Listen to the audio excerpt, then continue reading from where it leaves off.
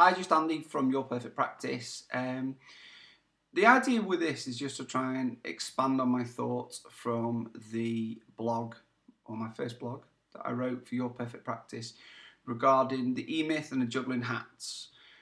With this, it purely ideas to share my thoughts on how I dealt with the challenges over my 12-year career of running, owning private therapy practices, and to hopefully share my ideas to see if they'll be useful or helpful with you. And one of the things that I became aware of, and I know that my colleagues and friends who run private practices have become aware of, was the mindset shift that you needed from clinician to manager to running the business. And it's, for most of us, that's our journey. You know, I started off as a physio, wanted to set out to be the best clinician I could be.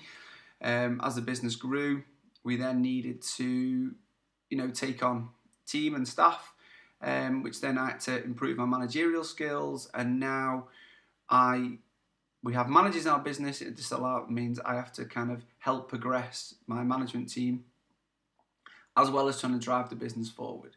So, I'm in the fortunate position where I wear my entrepreneurial hat an awful lot. I still wear my clinician hat for 10 hours a week. And I also have to manage my management team. So all the challenges are still there.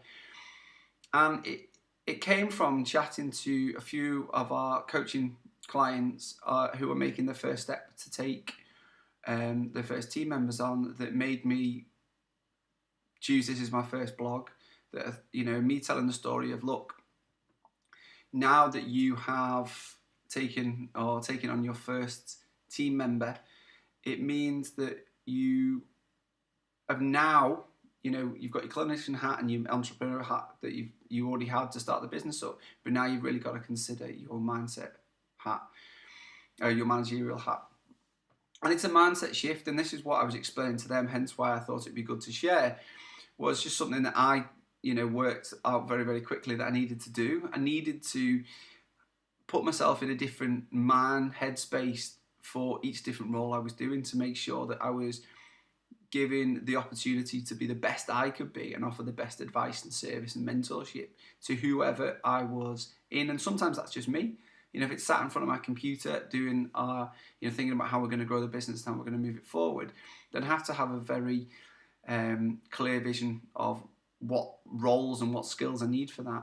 Whereas, if I'm in clinician mode, I need to have a different set of skills to make sure that I'm honed in to forgetting about everything else and focused solely on the person in front of me. If I'm working with a management team to help them improve and bring those on, I also need to take my emotional attachment from being the owner of the business away. So I don't make massively emotional decisions. I make good, sensible decisions, and we can have good conversations around what's best for the business.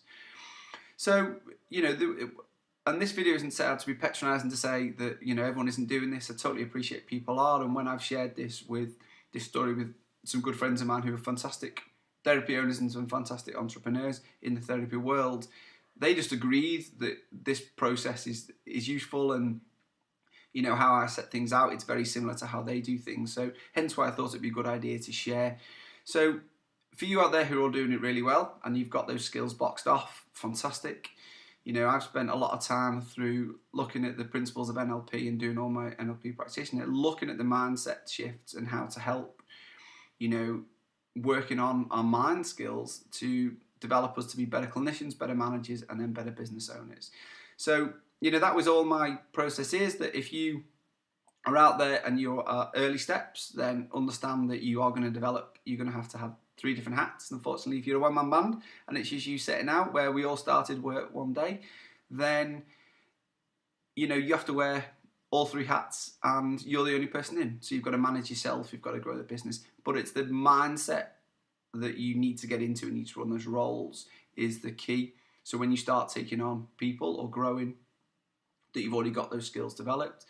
And if you are a business owner and you are struggling with a team and they are a problem, then first thing is to always look at yourself and say, right, okay, is there something I'm not doing? Am I in an emotional state when I'm trying to talk to my people? So yeah, just give it a go. I mean, it might be hopefully it's something useful to you.